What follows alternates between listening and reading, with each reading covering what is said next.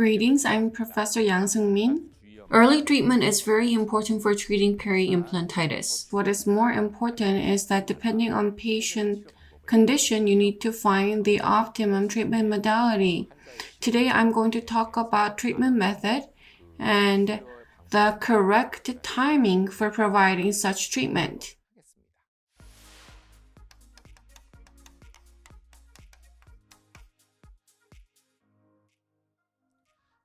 Today, I'm going to talk about when treatment should be provided. I'm going to address the timing. And out of the different treatment method, I'm going to talk about non-surgical treatment method. This can be divided into mechanical method and chemical method. I'm going to address these in detail and then summarize.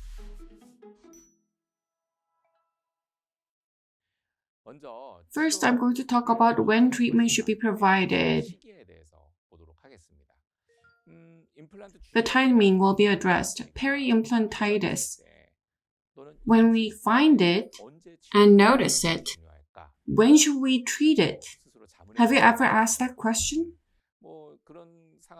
Should you provide treatment when it is first found or when patient complains of discomfort?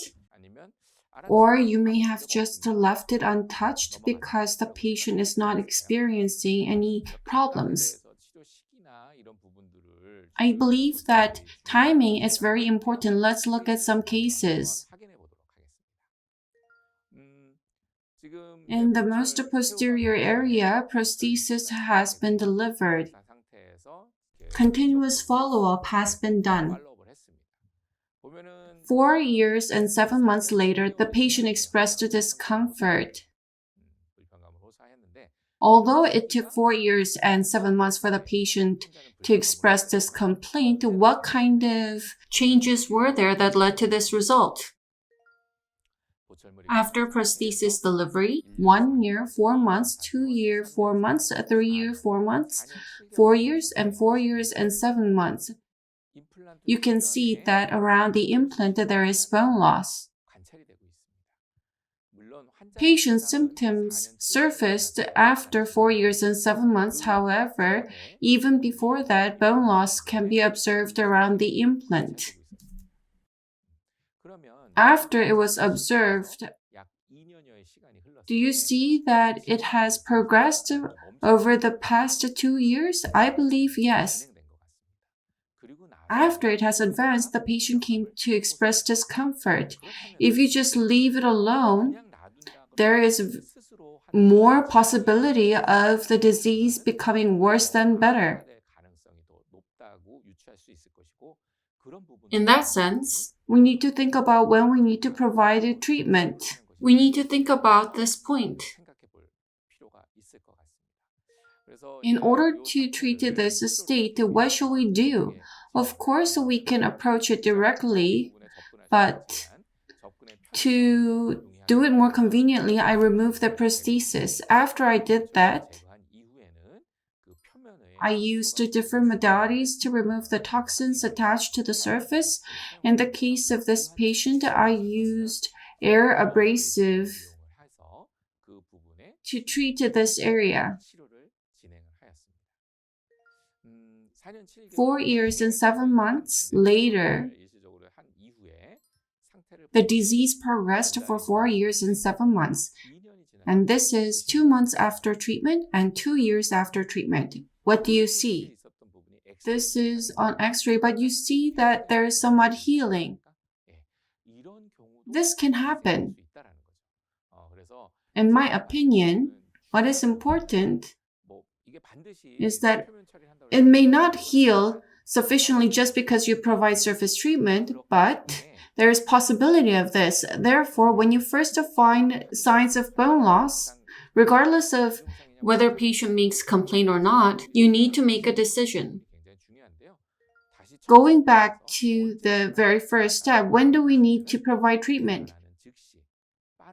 Earlier the better.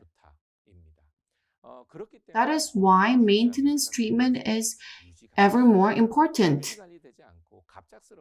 If the patient does not do maintenance care and makes abrupt visits, it's very difficult to manage the situation. Always, we need to provide treatment the moment we find a problem, and in order to reduce such problems, a regular checkup is required. If there is bone loss and if we were to treat it, what do you think is the purpose of the treatment? I have mentioned this in a different lecture. However, the biggest cause of peri implantitis is infection due to microorganism. The biggest purpose of treatment is to remove the cause of infection, and we have to use different treatment modalities to achieve that goal. How are you going to decontaminate the contaminated implant surface? If this is not possible, are you going to remove the implant thread by grinding it off? If there's a lot of bone destruction, are you going to restore it so that oral hygiene can be maintained appropriately? There are so many options and numerous categories. There are many purposes and goals that need to be achieved, and it's quite complicated. You don't need to remember everything. But from clinical perspective, if you're a clinician, regardless of the disease, if there's peri-implantitis or other diseases, I would try to find measures to stop the progression of such disease and to restore it. I need to find ways to reduce recurrence, stopping the disease, reducing recurrence, and restoring function. These three goals are very important clinically. In order to do this, what kind of treatment is most effective? That is the question we come to have. The perio disease can be treated surgically and non-surgically. And what is more effective is determined depending on probing depths, and you already know this from the textbook. Peri-implantitis, what kind of treatment is more effective? Surgical or non-surgical treatment method. As mentioned before, the primary purpose of treating peri-implantitis is to remove inflammation, restore function, and prevent recurrence. So what kind of treatment would be most efficient? So we can look at different ways to do this. Non-surgical and surgical ways are not separate from each other. After we provide non-surgical method, we resort to surgical method later, so it's all in connection. So it's complementary to each other. Let's look at the different non-surgical methods. We can do mechanical debridement, as well as chemical cleansing. Antimicrobial agents such as chlorhexidine or tetracycline can be used, as well as other agents. Different tools can also be used. Laser detoxification as well as photodynamic therapy can be used to remove pathogens. Surgical method can be used if the disease continues to progress or recur even after non-surgical method has been done. It involves opening flap and treating the contaminated implant surface. You can open flap and you can make it clean. There's also a resective procedure where you open flap, remove implant or other tissues. After that, bone regenerative procedures can be used to restore hard and soft tissue. In this lecture, I'm going to look at non-surgical method and how to apply them.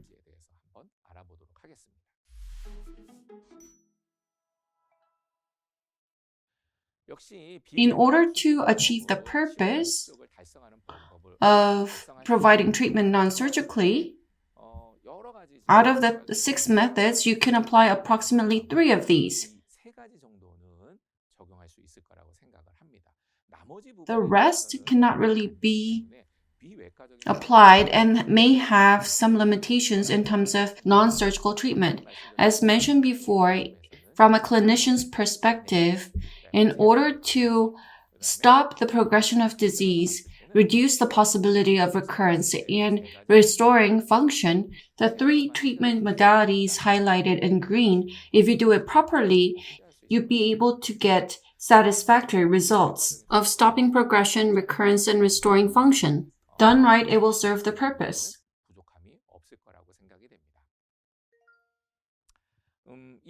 This is an image I always show whenever I provide a lecture. You can see that there's a lot of calculus around the implanted prosthesis. Calculus is another area where plaque can live. Once attached to the surface, plaque can continue to proliferate and become a source of inflammation. In order to prevent calculus formation, and if there's plaque formed within the abutment or the implant prosthesis surface, you need to remove it. It's very important. If it's only on the abutment, it's not problematic. However, if it is formed around the implant and causes bone loss, you need to clean the implant at the same time as well. Between rough surface and smooth surface implants, the contamination, it occurs more frequently in rough surface compared to smooth surface. However, we rarely use smooth surface implant, and we need to consider how we are going to non-surgically treat peri implantitis in rough surface implants. Among non-surgical methods, how are we going to clean the contaminated implant surface? And how are we going to prevent proliferation of such contaminants? We need to consider this. The ways to prevent and suppress it can be divided into mechanical and chemical methods. Various methods can be used to remove the contaminants on the implant surface. Ways to do surface detoxification. There's chemical and mechanical method. In the case of chemical method, you can use various chemical agents such as antimicrobial agent, chlorhexidine, citric acid, hydrogen peroxide. And for mechanical way, you can use ultrasonic scaler. You can also use abrasive, air powder abrasive, or pumice, which we use regularly. Or you can use implantoplasty to remove the contaminants off the implant surface physically. Also, there's photodynamic therapy where special substance is placed inside the sulcus and laser is used to remove the problematic bacteria. Let's look at different drugs used. There are many different types available. There's a lot of different options available. Tetracycline, minocycline type, gel type, or tube types are available. Liquid type, such as chlorhexidine, tetracycline, are also available. You can dilute it using water. In order to access it, you need to open flap in this case. In the case of irrigation, you don't need to open flap, and it can be done sufficiently.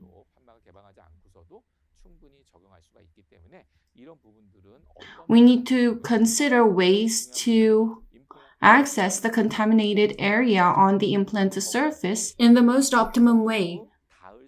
The most important thing is to have access so that the contaminants of the implant surface can be removed. There are many treatment options available for both mechanic and chemical treatment, and these are what are frequently used. The most important thing is how long do you apply it. On literature, you can do it for 30 seconds or 1 minute. At times, you can do just irrigation, or you can do burnishing or rubbing.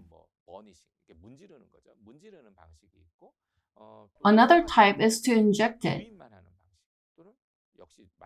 or you can rub the drug on the surface. There are different types of options available. Rather than just using one method, be it mechanical or chemical, I believe it is better to combine mechanical and chemical method together. This is well reflected in animal study. However, there's still a lot of controversy in human study. People argue a lot over its effectiveness. However, there are ways to do it most effectively, and this will be addressed in the lecture. Once again, let's look at mechanical cleansing. As shown on the top left side, if you use a physical scaler, you can use a plastic tip, or as shown on the right side, metal tip. You can do it manually or use machine as shown. There are so many options available and the results vary depending on the patient. Therefore, you need to be aware of the indications. Scaler is most notable mechanical cleaning way. You can use air abrasion using tools or using medium which become in direct contact to do photodynamic therapy. As of late, different lasers are available from different companies. Different companies argue that they specialize in certain areas. However, clinically, it has not been proven clearly as of yet. The price of lasers varies significantly from very expensive to more affordable. But what these lasers have in common is that by using it, you can get the sterilization effect. Regardless of the type of laser, you can get sterilization effect. However, it is yet to be clinically proven that lasers are effective in treating peri implantitis. When you use laser, you need to think of it as a measure to do sterilization. Mechanical ways can be used for non-surgical treatment of peri implantitis.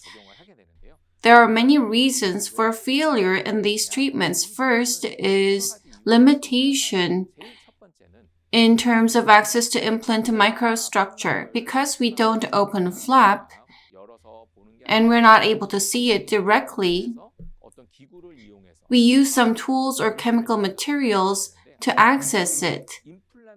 Peri implantitis is in the end toxification or contaminants around the implant body, and you need to reach it directly in order to achieve our desired result. However, we have not opened a flap and the angle in which we access it may be uncomfortable. Therefore, access may be incomplete.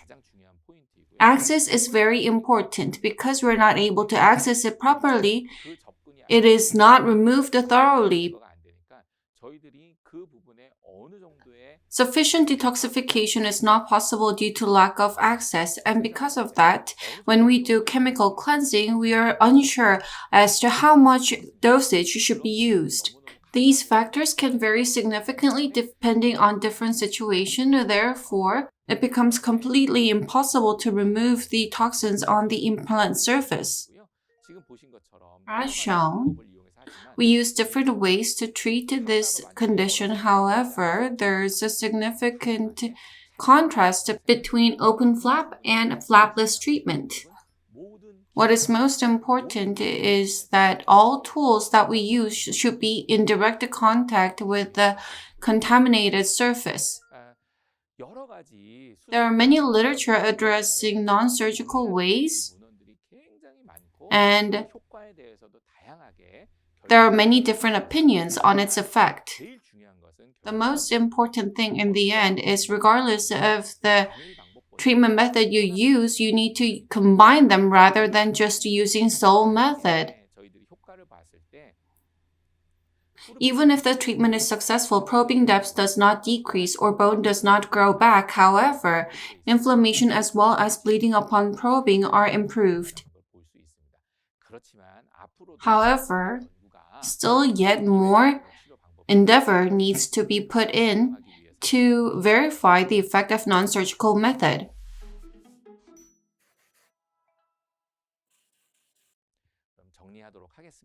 To summarize, in order to treat peri implantitis, amongst diseases around the implant, the most important point is regardless of whether you choose non-surgical or surgical method or chemical or mechanical treatment, detoxification of implant surface is the most important thing. The most crucial thing is for you to have your thoughts in order about how to access and remove the contaminated area. You need to have full understanding of how to do that. In addition, you need to understand how to maximize the effects of non-surgical treatment and make it last long-term. You need to understand clear ways to achieve these goals.